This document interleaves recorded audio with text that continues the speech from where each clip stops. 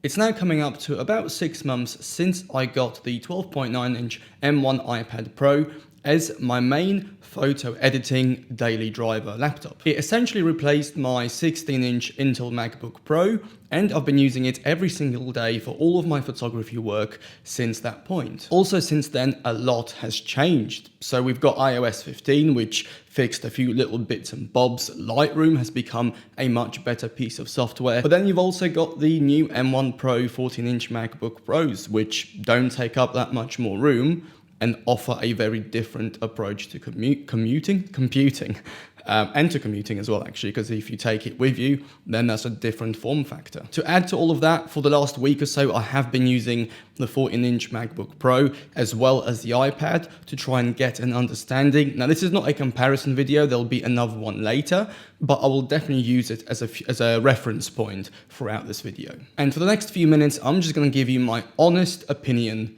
about this iPad Pro as a main photography editing workstation. What do I think of it? Good bits, bad bits. Would I still recommend it given all of the changes? So if you stay tuned, I'll go through all of that. Now, I did do other iPad videos about 6 months ago. So the first one went into a lot more detail about the iPad, so I'll link it down below. And I've also done a workflow video, specifically my photography workflow using only an iPad. I've also linked that down below, so afterwards do watch them if you want to know more. Let's start with the performance, and it's good. You know, there's no beating about the bush. Having an M1 chip in that iPad with 16 gigs of RAM is going to yield very good results. So in Lightroom, photos load up instantly. There is no lag.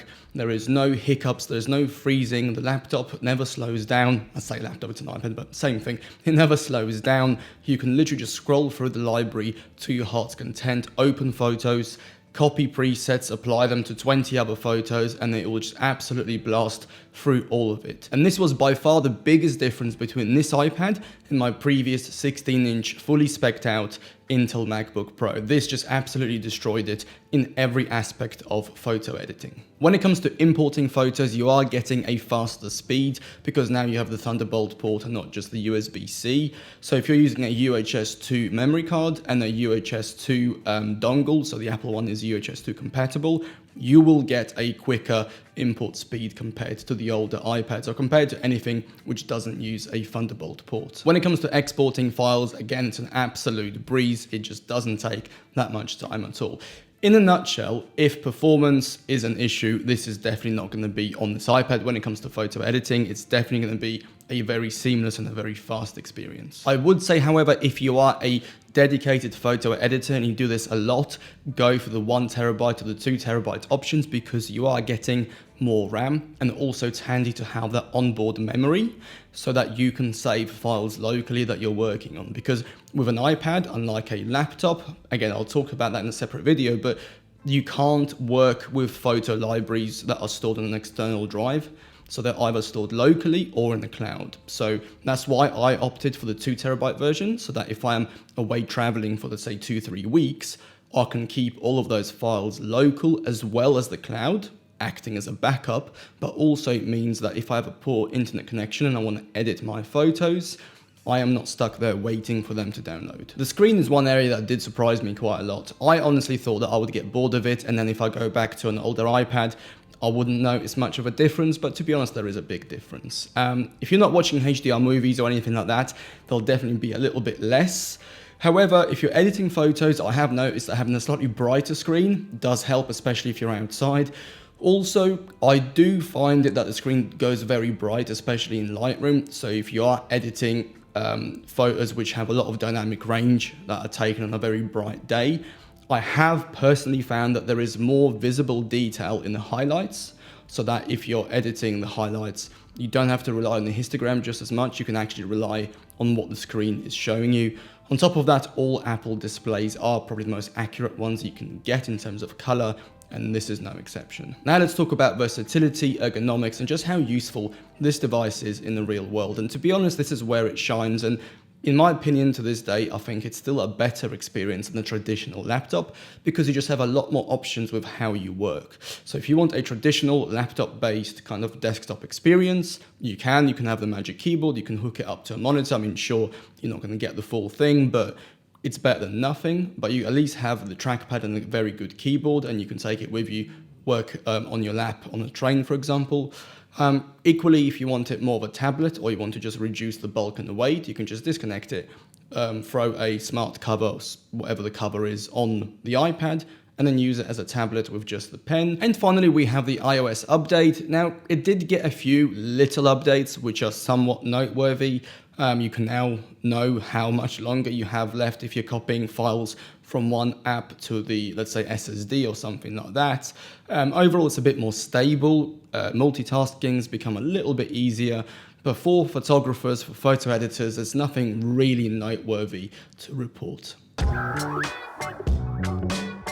It's not all fantastic though, and during my 6 months of use, I have certainly found a few bugs, a few annoyances, and just a few quirks which make this whole experience more awkward than it should be. As you've heard many people say, the hardware is incredible. It's probably by far the best computer you can buy, given the size, weight, package, and versatility, but the software that's running on that computer is crippling it to the point where sometimes it literally just feels like a giant iPhone. Also, sometimes you're wondering why on earth are you paying more for certain features when you're not getting the full features. So for example, with the Thunderbolt port, yes, they've claimed it's all of this and all of that, but it's still like nowhere near as fast as a Thunderbolt port on your computer will be. When it comes to ergonomics, it's not all positive like I was praising it 5 minutes ago. By the time you add the Magic Keyboard, it's not very far away from my 14-inch MacBook Pro in terms of size and in terms of weight. For many people, they buy iPads because of that size and weight advantage, and then you're now at a stage where this device is basically the same size and weight as a laptop.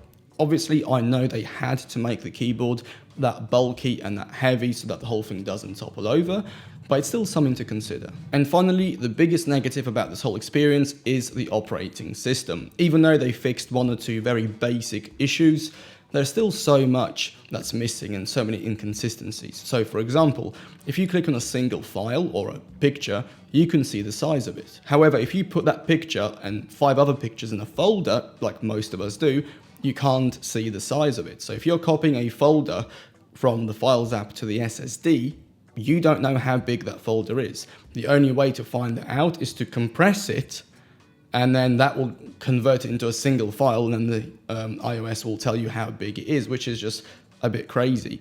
Equally, you can't see how much space is left on an external SSD unless you download a third-party app that will let you do that. And not being able to do something that simple can become very infuriating. It's an extreme word, but it can be very annoying considering how much money you've paid for it and how good it is at some of the other aspects of photo editing. And the next negative is the money side of it. So my iPad Pro is the 2 terabyte. I know it's a bit extreme for most people, but let's say you go for the 1 terabyte option. By the time you go for the iPad, the Magic Keyboard, let's say the pen, because that's essential, and also let's say you throw in like a smart cover, because obviously some days you don't want to take the whole setup with you and just want to take the iPad, you're spending around £2,200.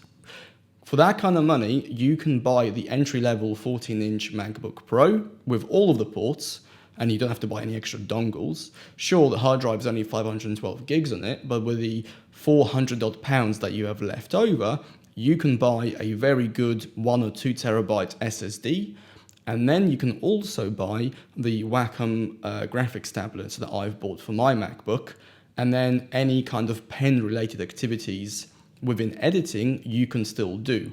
And you'll probably spend just about the same, if not a little bit less, on the MacBook. As much as I love the iPad, and as much as I've used it and praised it for the last 6 months, and as much as I've told everyone that it's by far the best photo editing device, at least for me in my use case, it's definitely becoming a very hard sell given the drawbacks, the cost, and the insignificant size differences compared to the new 14-inch MacBooks. So to conclude, who is this device for, and would I still recommend you buy it after 6 months of daily use? So overall, I would say if you have a dedicated desktop at home, if you have a huge, fully spec'd out 16-inch MacBook Pro that is your desktop that's hooked up to a monitor and it hardly ever leaves your house, then this would make a very good travel-friendly laptop replacement that you can take with you, and it's a more fun way to interact with a computer for sure. Equally, if you do photo editing as a hobby and you don't do it that often, maybe a few photos from the weekend here and there, and it's not your source of income, it's not something that you do so much that you need tons of storage, tons of space and different workflows, then this would again make a very good laptop alternative, because you can go for a slightly cheaper 512GB model, and then you are definitely having a price advantage over the MacBooks. And finally, if all you do is photography, you're not interested in the video, you're not interested in renaming hard drives or multitasking or anything like that, you just want to fire up Lightroom, get some edits done, send them over into Affinity Photo, do a few finishing touches, post them to social media, then watch some Netflix or play a game, then this is still one of the best devices that you can get. However, for me, not wanting to have an extra device for the sake of having an extra device and wanting to do everything on one small compact package, especially with all the traveling that I'll be doing next year, I can't justify it for me, because it's when you've got a 14-inch MacBook Pro that wipes the floor with it with pretty much every aspect other than a touch screen or being able to use it as a tablet. For me personally, it's a very hard sell. However, for many people, I think it's still one of the best photo editing devices that you can get. I feel really bad now because this video has kind of ended on a bit of a negative note. However, I have to be very realistic with myself and with you about my experience. Your experience might be very, very different to mine.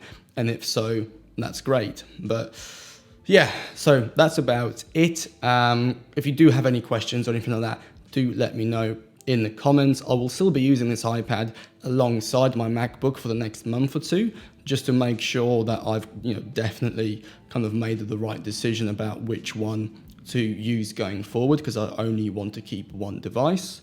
I will do a video comparing the two because I think that would be very good. And that's it. If you do have any questions actually for that upcoming video, please write them down below. Also, the next video, I will go through the 14-inch MacBook, but not in terms of specs or anything like that, because you've seen it all online, but more so with the workflow that I will use for my photography as that laptop becomes my kind of main editing device. Right, I've definitely waffled on enough, so if you're still here, thank you. Have a good day, have a good week. It's been emotional, and I'll see you soon. Bye.